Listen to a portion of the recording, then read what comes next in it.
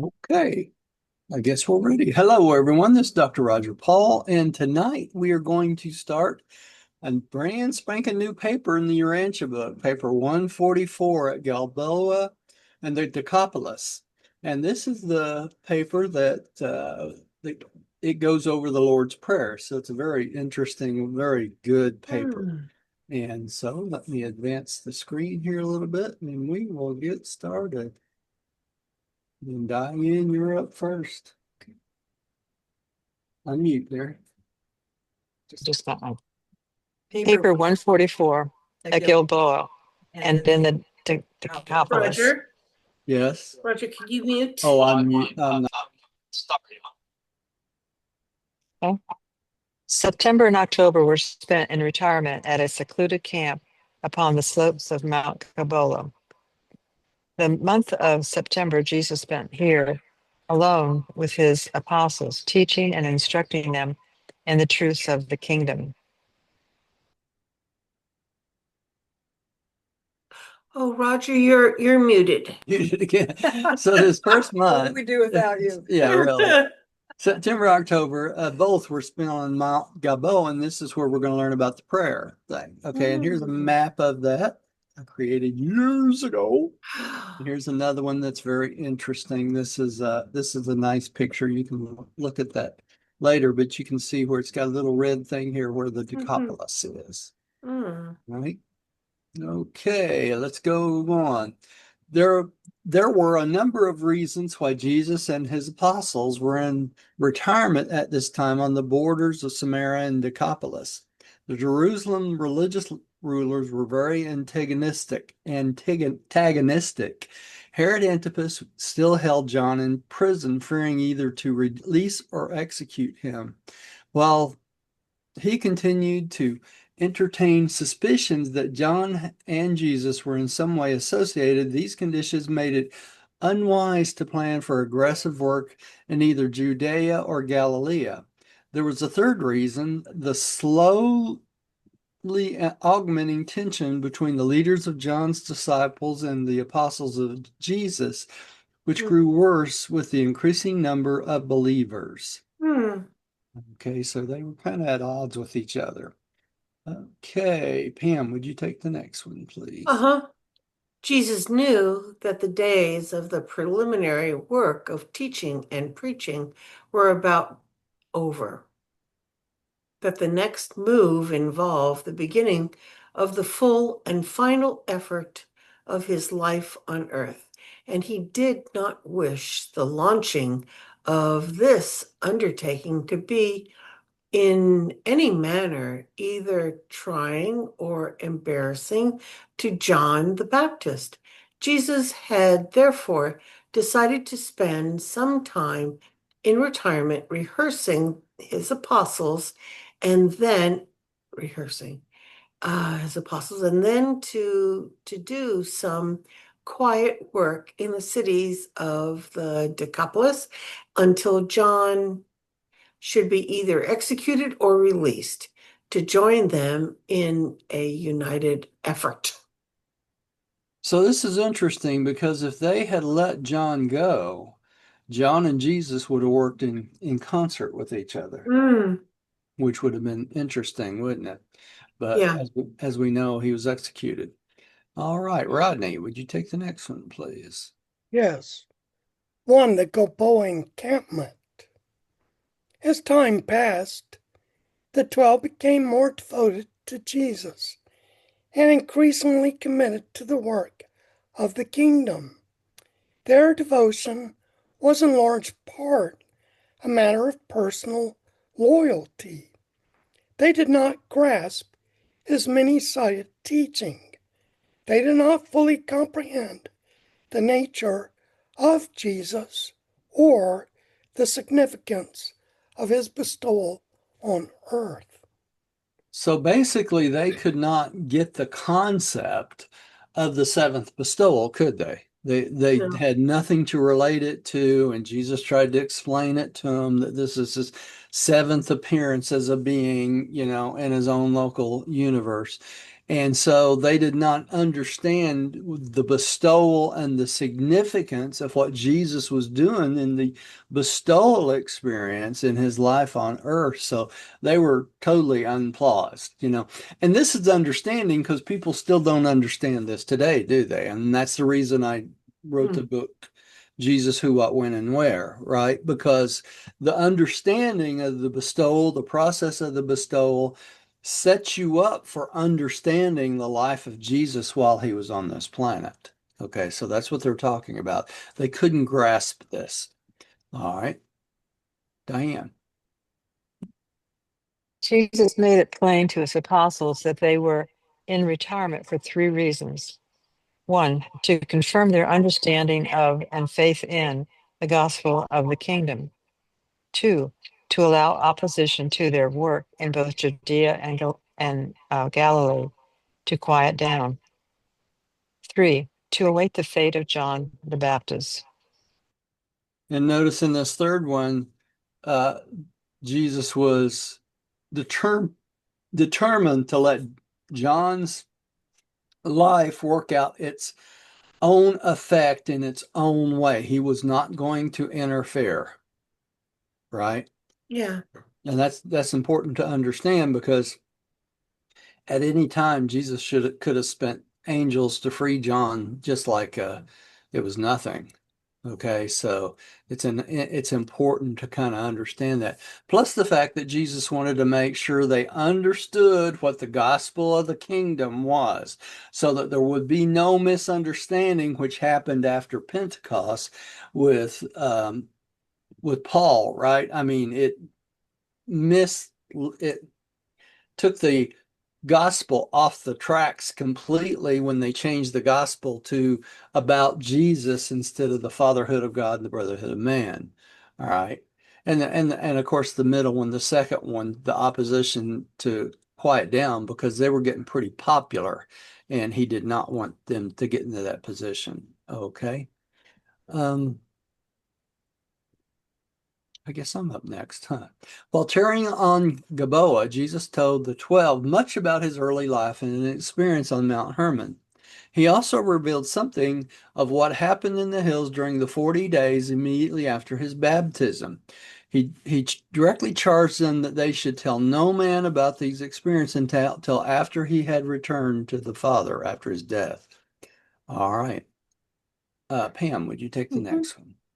During these September weeks, they rested, visited, recounted their experience since Jesus first called them to service, and engaged in an earnest effort to coordinate with the Master had so what the Master had so far taught them. In a measure, they all sensed that this would be their last opportunity for prolonged rest.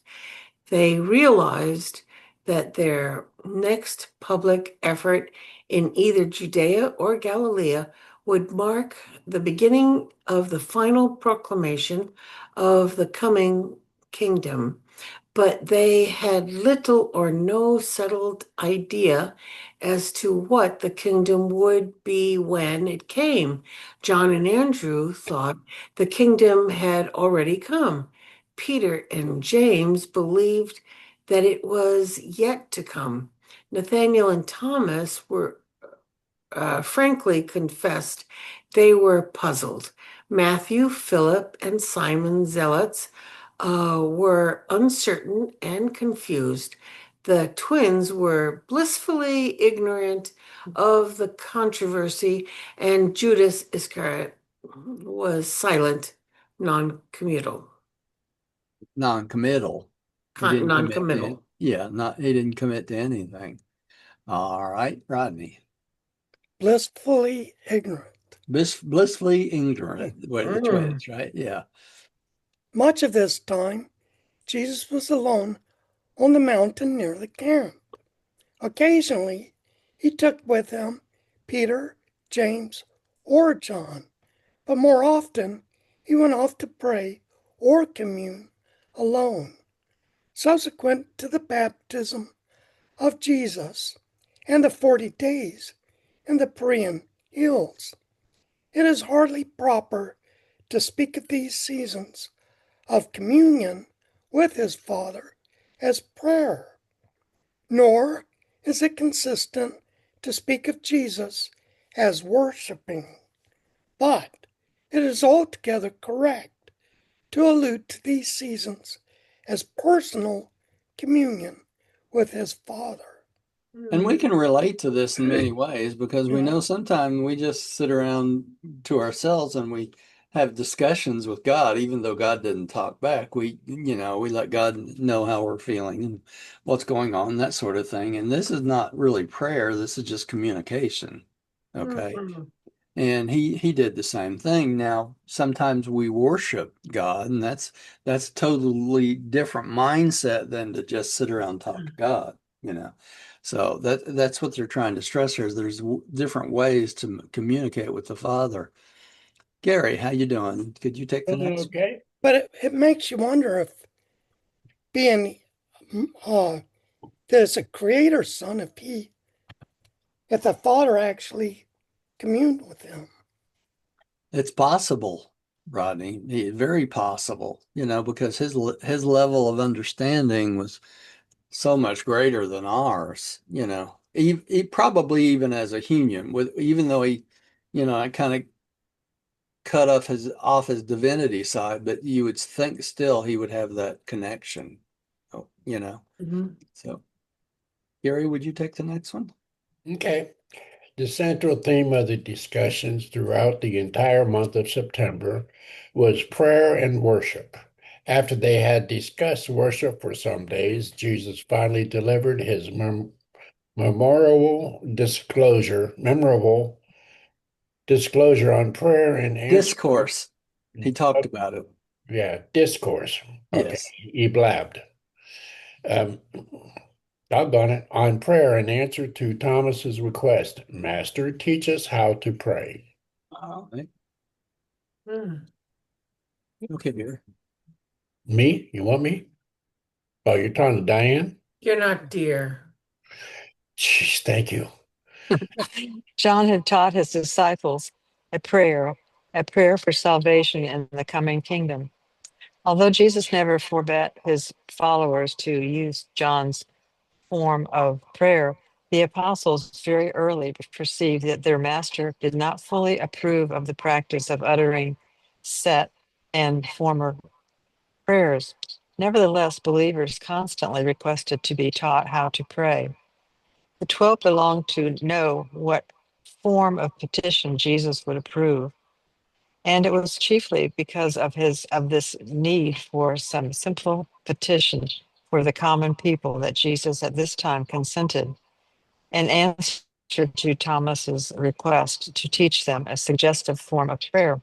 Jesus gave this lesson one afternoon in the third week of their sojourn on Mount Gilboa.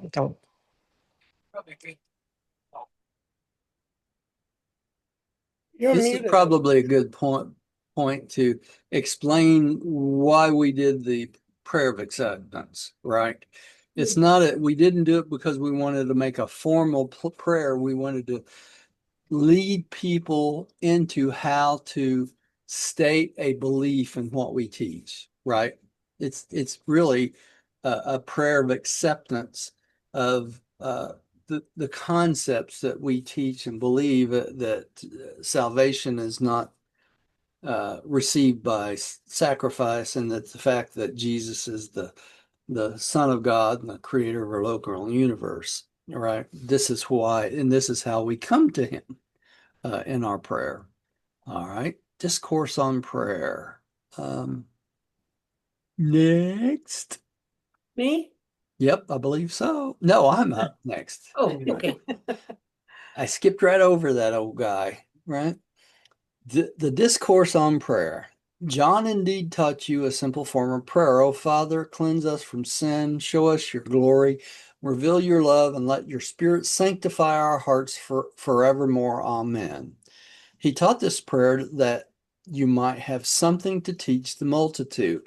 He did not intend that you should use such a set and formal petition as the expression of your own soul's prayer.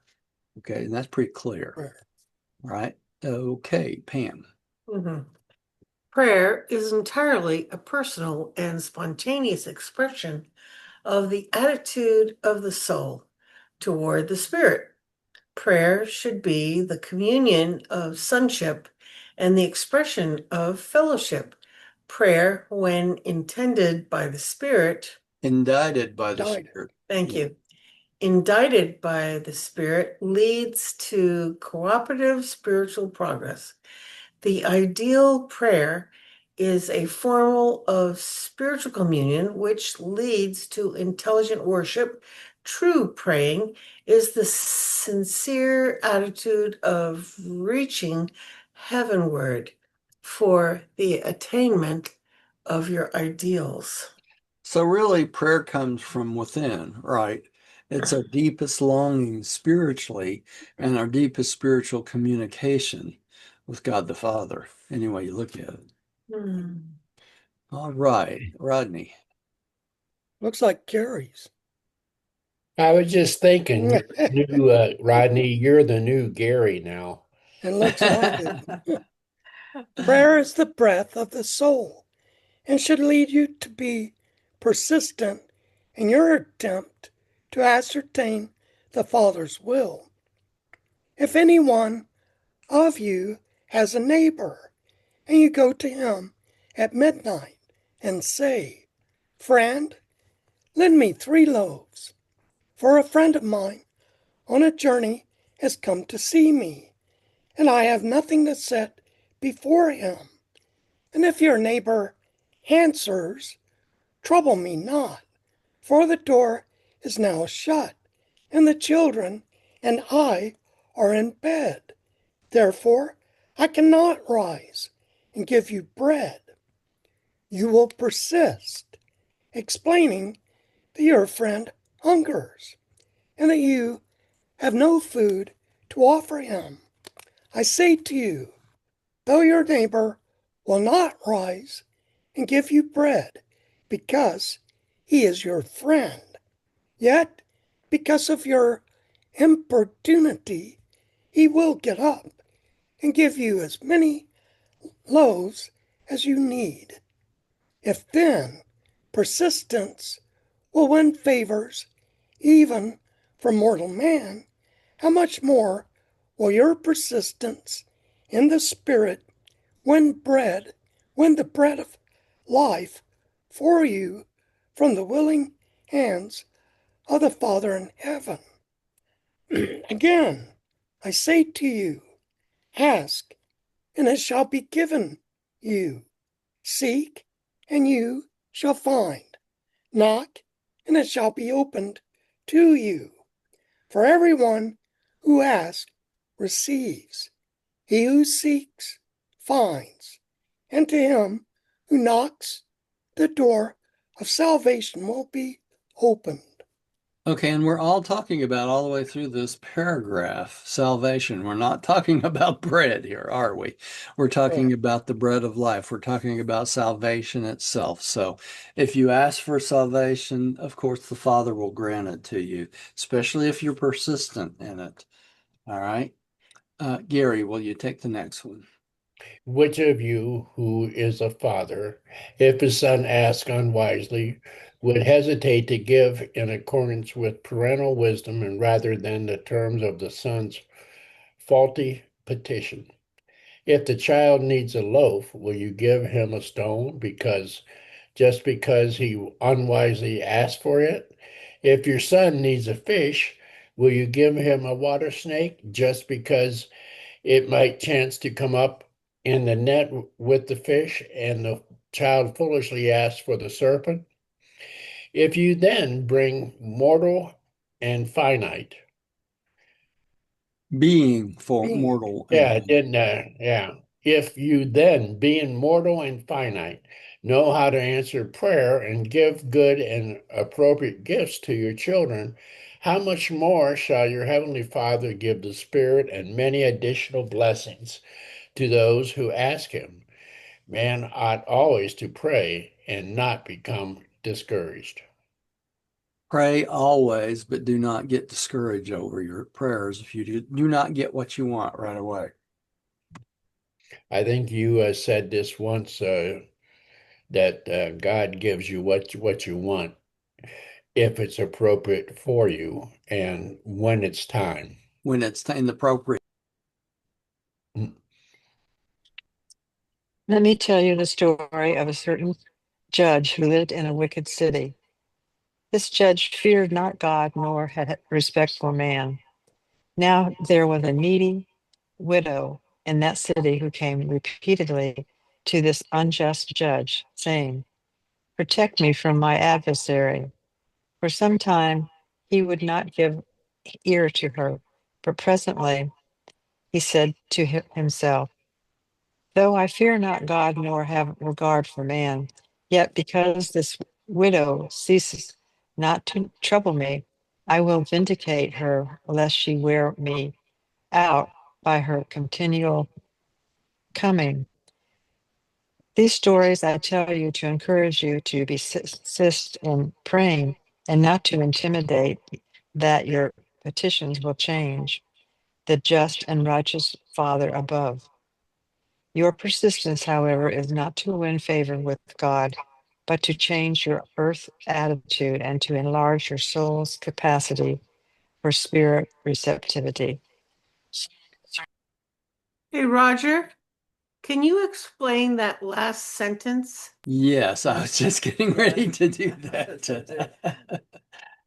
The whole idea here is you are not asking God continuously over and over for spiritual things to break him down and win favor with God, but it gives your own soul the opportunity. What he says here is spirit receptivity. So by asking for these things over and over again, it enlarges your capacity for reception of what it is you need, not exactly what it is you're asking for. Right? So the wisdom of God changes your petition from what you think you need to what you actually need. And this is the work of the thought adjuster too, right? When the thought adjuster communicates you when you're asleep or at night or whatever, it is changing your spiritual reality every night on every decision you make into a spiritual receptivity or a spiritual reality that's going to benefit you not only now but way into the future. So what Jesus is talking about is be persistent. Ask God what you think you need over and over again, but it allows you by doing this to enlarge your receptivity capacity for that spiritual gift in which God decides to give you. Make sense? It helps mature your soul Mature your thought and mature your thoughts too, and your right? thoughts. Because we're so scatterbrains when we start asking God for things, we don't really know what it is we need. We just start asking for things because we think we need them. In reality, the things we need are the spiritual things, and most of the time, on the average person does not even know how to ask for the spiritual benefits or the spiritual gifts that God has to bestow on us. Okay? That's part of that communication with the thought adjuster, which I go into great detail in this book I'm working on. Y'all will enjoy this because I've taken the lessons that I've already taught y'all and expanded them in the book into more reasonable things that you can use daily in your life if you apply them properly. So, but you got to read carefully. It's not like I normally talk. I write differently than I talk. So, okay. I don't say right all the time. I don't think there's a single right in the whole book so far. So, All right. all right, let's go on. Who's next here? I think it's Rodney, isn't it? Sure. Yeah. But when you pray, you exercise so little faith. Genuine faith will remove mountains of material difficulty which may chance to lie in the path of soul expansion and spiritual progress. Did y'all catch that? Faith will remove mountains of what? Material difficulty. Okay. So when you pray, it actually affects the material welfare of whatever it is you're working on. Okay. So that's important because it's in the material world we're living right now. It's not the spiritual world we're living right now. So we have to deal with the material difficulties to get the spiritual benefits. All right. So, yes, you messed me up. I understood that the prayer is for faith and It is. spiritual things, It is. and it doesn't affect the material world. It does affect the material world in the where you live in it if you're doing spiritual work. Okay. Oh, okay. If you're doing spiritual work, but if you was like working on the lawnmower, and you say, make a Yeah. prayer, the repair of the lawnmower, it's not going to happen. Not going to happen. God's not Santa Claus, right?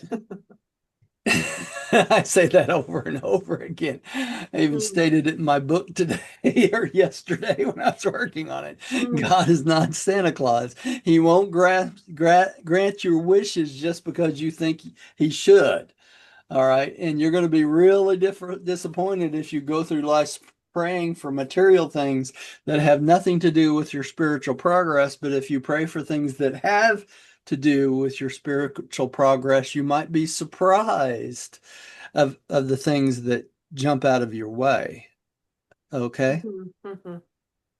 All right. So you Hey, can't Roger, limit God. I think you skipped me. Oh, did I? Well, let's get you right now. Okay. 3, the believer's prayer. But the apostles were not yet satisfied. They desired Jesus to give them a model prayer, which they could teach the new disciples. After listening to this discourse on prayer, James Zebedee said, "Very good, Master, but we do not desire a form of prayer for ourselves so much as for the newer believers who so frequently beseech us. Teach us how acceptably to pray to the Father in heaven." So it's not for us, it's for everybody else, right? Yeah. All right. See I that think that little. was a con game, but what do you? Yeah. Now I'm going to skip Rodney and go to to Gary. All right. Okay. When James had finished speaking, Jesus said, "If then you still desire such a prayer, I would present the one which I taught my brothers and sisters in Nazareth. Are you ready? Mm. Our Father who is in heaven, hallowed be your name. Your kingdom come, your will be done, on earth as it is in heaven. Give us this day our bread for tomorrow. Refresh our souls with the water of life, and forgive us every one our debts, and so have forgiven our debtors. Save us in temptation, deliver us from evil, and increasingly make us perfect like yourself." Okay. That's a good ending. It really is a good ending, but there's a few things I want to say as we go through this prayer that people kind of miss out on. All right. First of all, our Father who is in heaven. What are they talking about there? The Heavenly Father. Heavenly Father, and we're talking about paradise, right? Not just heaven. Their concept of heaven is like in the clouds, right? Okay. We're not talking about that, are we here? Jesus is talking about our Father. It would have probably been better to use paradise there. Our Father who is in paradise. Or the heaven of heavens. Or the heaven of heavens. That's right. Hallowed be thy name. What are they saying there? That God's name itself, by itself, is the most holy thing you can let come out of your mouth. Okay? All right. Your kingdom come. He's talking about the fatherhood of God and the brotherhood of man. coming throughout all the universes, right? And what's the most important thing in this sentence? Your will Will be be done. done. Your will be done. That's right. On earth as it is in heaven. Now, this heaven is not the same heaven they're talking about in the first sentence, is it? That's paradise. Now, paradise was the first one, but this on earth as it is, he was probably more referring to the mansion worlds in this case. Oh, Okay, because what he's saying, he wants his will to become on earth as it is in the mansion worlds and all the worlds on the way to paradise. Okay, so just like it is everywhere else. All right. And then he goes on to say, give us our bread for tomorrow. In other words, we need our sustenance of life, okay, just to live, our material needs in our daily life. Refresh our souls with the water of life. What's the water of life? The Spirit of God. Mhm. Okay. So it's not refreshing yourself with real water, is it? Got nothing to do with real water. It's the water of life, that which springs from God the Father, the Holy Spirit, and the Spirit of truth. Okay. Um, then he goes on to say, forgive us our debts, uh, us every one of our debts as we forgive others. In other words, we have to treat others as we ourselves want to be treated. So the measure of our forgiveness is equal to how much we forgive someone else. So if you hold a grudge against someone else, how are you expected to be forgiven? Okay. Mm. So that's a pretty good lesson right in itself. All right. Save us in temptation. It does not say save us from temptation, does it? deliver us Deliver us from temptation, evil. That's right. from evil. Okay. What are we talking about here? God does not tempt us, does he? It's not saying that God is going to tempt us in any shape, form, or fashion. But when we are tempted, what does he say to ask for? Deliverance from that temptation or deliverance from evil. Okay. And then what's the final thing here? Make us perfect as you are perfect, like in yourself. Right. Mhm. And that's our goal as we go to paradise. By the time we hit paradise, we're expected to reach what? Perfection. And we'll do that as a sixth stage spirit. Roger, I've got a question. Yeah, go right ahead. You want me to go back or? Sure. Okay.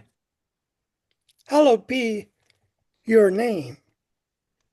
The only name we know of God is I am. I Correct? am. That's right. Okay. So really that what he's saying in essence, if you think about it, is hallowed be I am. Can I ask another question? Yeah. Temptation is not originating from the. I'm sorry, Gary. Phone rang right as you was talking. Go ahead and say that Okay. again.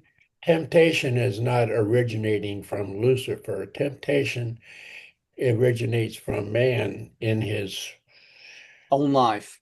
own life. It's self-generated because we have a evil side. Yes, that's exactly right, Gary. There's no temptation from the devil, right? None. Mhm. Lucifer and Satan, they're all in chains. All their influences are all probably in chains. The only one that was left over was Calagasta, but all the rebel spirits, all those beings were taken away at Pentecost. Yeah. Okay. The only one that was left over was Calagasta. And they said that during the revealing of the book, he was probably taken away too. Okay. Hmm. So So I can't blame the devil for making me do it. you can't blame the devil. You can't blame your mother. You can't blame your father. You can't blame your brother or sister or dog or cat, or you can't even blame your bird if you got one. Okay. None of those beings tempt you. The temptation in your life comes from the evil within yourself in which you cultivate. And that evil within yourself, if you do not cultivate it, will not continue to grow. And eventually in your life, the evil in your life will disappear over time. You know, it's kind of funny that, you know, writing this last book I've been working on has put me in touch with my concept of the thought adjuster all over again. Okay, in a different way than it had before, because I've grown over the last few years. With every year you grow, you get a little bit wiser. Hopefully, we get a little bit wiser. And the thing I've discovered is this: as you get wiser and you try to become more and more within the will of God and more perfect, these things of evil in your life disappear. They don't tempt you anymore after a time. Roger, Yeah, I remember reading, though, that Jesus taught us that evil is ignorance of the Father's will, that's true. being ignorant of his will, Yeah. just not knowing. Not knowing it. It's not knowing it. It's the ignorance of it. Correct? That's what he's talking about. And the only way we can discover his will is what? Live our lives. It's funny because people expect God to talk to them all the time. Everyone always asks, well, do you hear God in your head? I mean, do you hear God to say things and stuff? And it's hard for us to understand that's not the way it works normally. Now, as you become more and more close to perfection, you will hear God in your head. But probably that won't happen until you're well into the mansion worlds. Okay. Unless you're getting ready to fuse in this life. And, what the secret of that is, I can't tell you. I've been looking for it my whole life. I've been going after that goal to where I could get to the point of fusion my whole life. I remember, as y'all are going to think I'm crazy, but in 2011, when we first started meeting in the house and talking to each other, and I was talking about whether I was going to teach or not, during that period of time, I was obsessed with thought adjuster fusion. Okay. I read about it all the time. I thought about it all the time. And I was almost convinced that I was ready to fuse. Okay. But that just shows how stupid I am. No, but maybe you have to stop thinking about it and let it happen. That's right. Maybe so. Yeah. And maybe there were things to learn in my life that I was not wise enough at that point to understand, expect, or know. You see what I'm saying? Yeah. It's only through experience you get to that point, and that experience only happens through what? Age. And you can't hurry your age along, can you? It's on the job training. What was that, Rodney? On the job training. It's on the job training. That's exactly right. And you can't get by it. There's no way by it, no matter what you do. Okay. And when you think you get to know pretty much everything you think you want to know, then something else comes along and you realize maybe I didn't know that as well as I thought I did. And I'm experiencing that right now and rewriting this book about the thought adjuster because I have to take my videos that I listened to when I taught y'all back, in 2023. I had to listen to them, reinterpret them in order to put them in the book format. And then not only that, after I get something written in some kind of manner, then I got to correct everything all over again and again and again. And that's the way our life is. When we think we got it down, what do we have to do? We have to go back and correct it again. And then probably we come back to it and we have to correct it again, right? This is the way life is. And hopefully by the time we get to the end of life, we've got a pretty good idea of what it is we were trying to say, right? Yeah. In our life. Hopefully. And that's one of the lessons of just age, of life itself. So, okay. Now, who's back up? I think Diane is, right? Yes, I am. Yeah. Okay. It is not strange that the apostles desired Jesus to teach them a model prayer for believers. John the Baptist had taught his followers several prayers, all great teachers and formulated prayers for their pupils. The religious teachers of the Jews had some 25 or 30 set prayers which they recited in the synagogues and even on the street corners. Jesus was particularly averse to praying in public. Up to this time, the 12 had heard him pray only a few times. They observed him spending entire nights at prayer or worship, and they were very curious to know the manner or form of his petitions. They were really hard pressed to know what to answer the multitudes when they asked to be taught how to pray to John, as John had taught his disciples. So they figured since John had taught his disciples prayer, then Jesus should teach them a prayer, right? You're reverberating. Oh, Oh, I'm sorry. I was thinking it didn't get I it. didn't do it today. No. Try it one more time. There you go. You got it. Sorry. All right. So they figured that they should have a prayer like John's apostles had, and that they could teach the people. All right. Jesus taught the 12 always to pray in secret, to go off by themselves amid the quiet surroundings of nature and go in their rooms and shut the doors when they engage in prayer. That way they wouldn't be interrupted, right? Yeah. Do you remember last Tuesday where we briefly discussed the public prayer? Uh-huh. Yeah. He just said you should not do that. Yeah, that's where I referenced it through to last week, Gary. That's where it came from. You've Okay. been backed up. Yeah. So sometimes I say something right every now and then. You've got a pretty good score. It It does, definitely does. All right.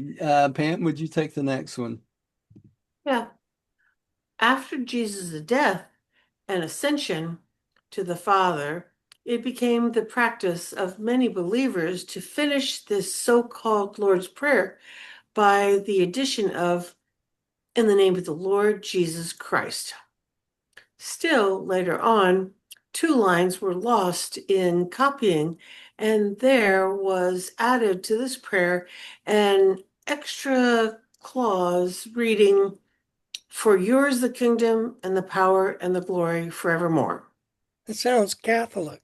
It does. Yeah. It kind of should be assumed that is the case, right? You're talking to God, so it is his kingdom and it is his power and it is his glory. It's not Yeah. right? Okay. Rodney, would you do the next one? Jesus gave the apostles the prayer in collective form as they had prayed it in the Nazareth home. He never taught a formal, personal prayer, only group, family, or social petitions, and he never volunteered to do that. He never volunteered to do that because he felt like the communication with God It's was personal. Personal. that's right, Yeah. very personal. The most personal thing you can do. Okay. Gary, here's another short one for you. See, Rodney, you're the new Gary. Jesus taught that effective prayer must be unselfish, not alone for yourself, believing according to faith, sincere, honest of heart, intelligent according to light, trustful in submission to the Father's all-wise will. Okay. So was the prayer that Jesus taught them all of these things? Yes. It was, wasn't it? Okay. And these are the things, these are our checkpoints when we get ready to pray to God. All these things should be the case. Now, the very first one is the toughest, is it not? Yeah, well, he taught that to pray for other people and especially your enemies. That's right. That's right. But that's the one we had the hardest time to. The rest of them we can learn how to do over time if we try to. Okay, Diane.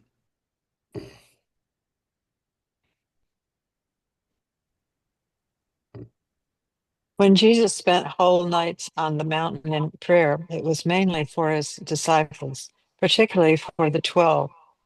The master prayed very little for himself, although he engaged in much worship of the nature of understanding communion with his paradise Father.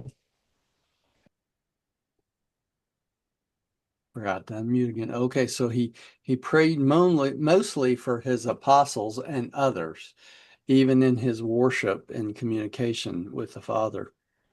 Okay, more about prayer. Pam, are you still there? Did you leave us? Yeah. Sorry, That's all right.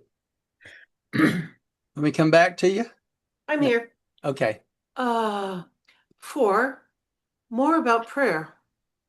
For days after the discourse on prayer, the apostles continued to ask the Master questions regarding this all important and worshipful practice.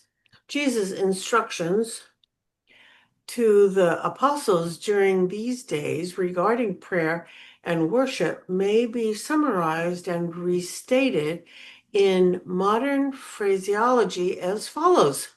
Did you notice the statement of Modern day. modern day phraseology? Yeah. So you can't take this stuff as literal every single word. In other words, you can't take it like the Baptists do, that this is the word of God and it came straight from God, right? This is a summary of it or a rephrasing of what Jesus says. Maybe we Okay. should point out modern means 100 years ago. 100, that's right. They considered that modern. Now we'd think it was ancient history. Okay. So, Rodney, would you take the next one? Yes, the earnest and the long and repetition of any petition, when such a prayer is the sincere expression of a child of God and is uttered in faith, no matter how ill-advised or impossible of direct answer, never fails to expand the soul's capacity for spiritual receptivity. And that's the whole purpose of prayer, isn't it? The spiritual receptivity. And we used to teach when I was a Baptist, there's 3 answers to prayer. You know what that is? Yes, no, and wait. All right. Here we go. Gary, would you take the next one? Okay. In all praying, remember that worship's, let me start over. In the all praying, remember that sun worship is a gift. Sonship. Sonship. Yeah, I said, what? That's it. Where did you get that from? I don't know why I messed up, but anyway, I did. Okay. No child has aught to do with earning the status of son or daughter. The earth child comes into being by the will of its parents. Even so, the child of God comes into grace and the new life of the Spirit by the will of the Father in heaven. Therefore, must the kingdom of heaven, divine sonship, be received as by a little child. You earn righteousness, progressive character development, but you receive sonship by grace and through faith. Okay. It's interesting, y'all. I heard something yesterday when I was watching a YouTube video, and the guy was talking about how AI is writing all these things for posts and stuff like that on the internet. And one of the things they were talking about in this video that you can identify AI writing it is these dashes here. You see this on the screen? Yeah. Mhm. Huh? Yeah. Yes. They're called M dashes. All right. And there's a keystroke on an Apple computer, which I don't remember off the top of my head, but you can make that character come up when you're writing on an Apple computer. But as far as I know, I don't know of the keystrokes for a Windows-based computer. But this function of this type of charactership went out of vogue in about the 50s. So they stopped using it, and that's why it's not on the typewriters. Did y'all know that? Really? Well, it's on my typewriter. No, it's totally different. The one on your typewriter is a dash, or if you Oh, put it in caps, it's an underline, underscore. correct. Hmm. Okay, the underscore looks like it, but it's not in the center like this. It's a Hmm. different character. Hmm. But y'all didn't know that, did you? No. No, but The interesting part, though, is when this book was written, there are these M dashes throughout the entire Urantia book. interesting. Yeah. And so if anyone started reading this Urantia book today Oh. and listened to all this stuff that people are putting out about whether something is written by AI or whether it's written by a human being, they have assumed that if it has this dash in it anywhere, that it's written by AI, Mm. just to let y'all know. So you have to be careful about who you listen to about anything, because Hmm. I can tell you from personal experiences, these things are throughout all of the Urantia book. Yes, they are. Okay. So just let y'all know that. Hmm. All right. Let's go back to this prayer. This says, remember that sonship is a gift. What is he saying here? That all of the things you received as a child of God is a gift from God the Father. And it hasn't anything to do with whether you've got any status as a son or daughter whatsoever. Okay. They're gifts from God, and it's not because you're a good child of God or a good son or a good daughter. It's because it's the grace of God and the willingness of the Father in heaven to bestow good things on his own children. All right. And that's why he says here, the kingdom of heaven or the divine sonship must be received as a little child. What's he saying? In essence, he's saying that these gifts that God give us, we have to take as almost like a gift from Santa Claus, right? I say that again, Well, because they're gifts from God that we do not earn. They're gifts because of the love of God. Isn't that interesting? mm, But he says you can earn what?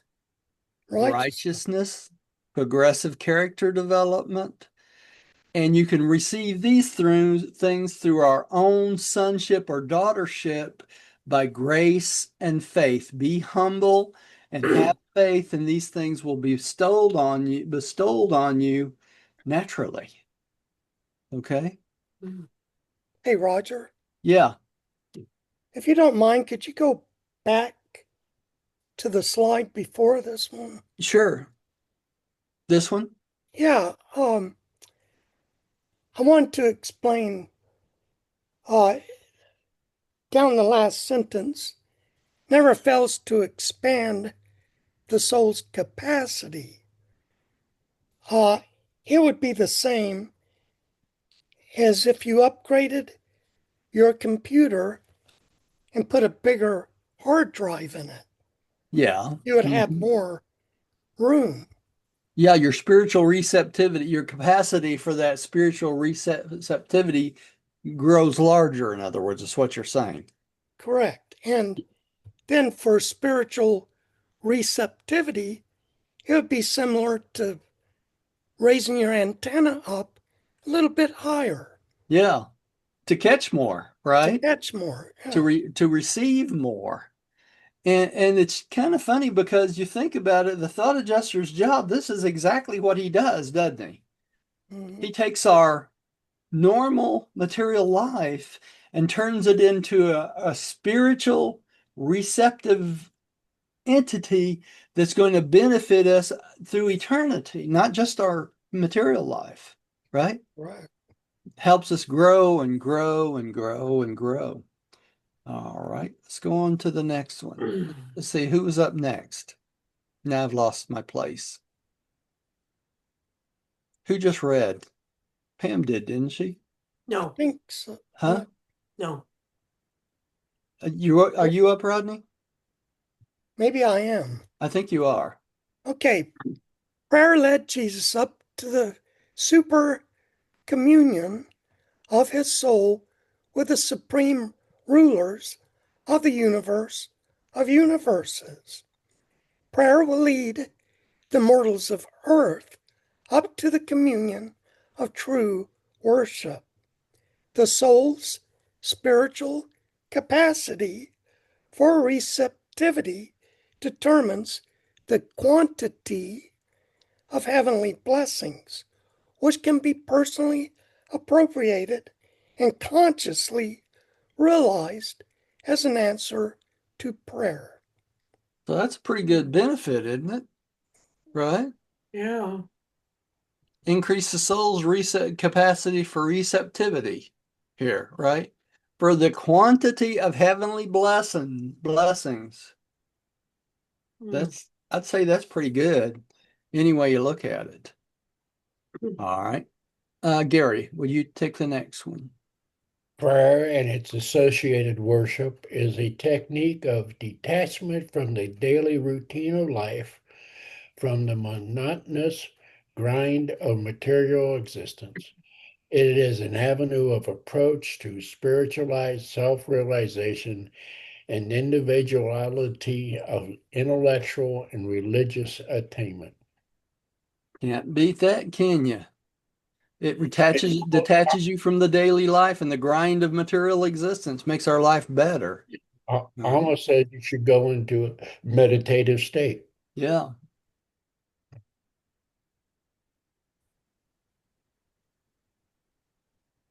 Prayer is an antidote for harmful introspection. At least prayer, as the master taught it, is such a benefit ministry to the soul. Jesus consistently employed the beneficial influence of prayer for one's fellows. The master usually, excuse me, the master usually prayed in the plural, not in the singular. Only in the great crisis of his earth life did Jesus ever pray for himself. Yeah. So Jesus prayed for everyone else, very seldom prayed for himself. So it's this prayer is supposed to be the prayer is supposed to be an antidote for harmful self-introspection. And it's an antidote for what? The me syndrome. Okay? Mm. Looking too much inside, not at others. Prayer is the breath of the spirit life in the midst of the material civilization of the races of mankind. Worship is salvation for the pleasure-seeking generations of mortals. Boy, that's pretty important, isn't it? So Mm. worship replaces the pleasure-seeking of our lives as mortals. All right. Pam, would you take the next one? As prayer may be likened to recharging the spiritual batteries of the soul, so worship may be compared to the act of tuning in to the soul to catch the universe broadcasts of the infinite spirit of the universal Father. That's exactly what Mm. Rodney was just talking about, wasn't it? Yeah. Yeah. All right. Rodney, would you take the next one? Prayer is the sincere and longing look of the child to its spirit father. It is a psychologic process of exchanging the human will for the divine will. Prayer is a part of the divine plan for making over that which is into that which ought to be. That's why we say not my will, but his will be done, right? It's Mm. changing our will until the will of the Father. Now, Gary. Okay. One of the reasons why Peter, James, and John, who so often accompanied Jesus on his long night vigils, never heard Jesus pray was because their master so rarely uttered his prayers as spoken words. Practically all of Jesus's praying was done in the spirit and in the heart, silently. And that's probably the thing that we should get in the habit of doing ourselves. One more paragraph and we'll quit for tonight here. Diane. Of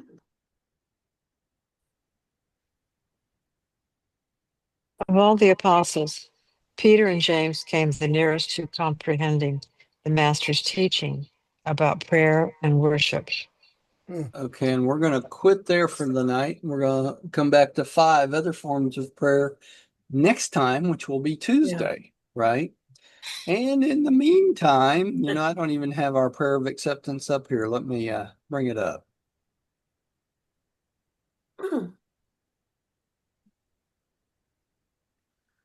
Here we go.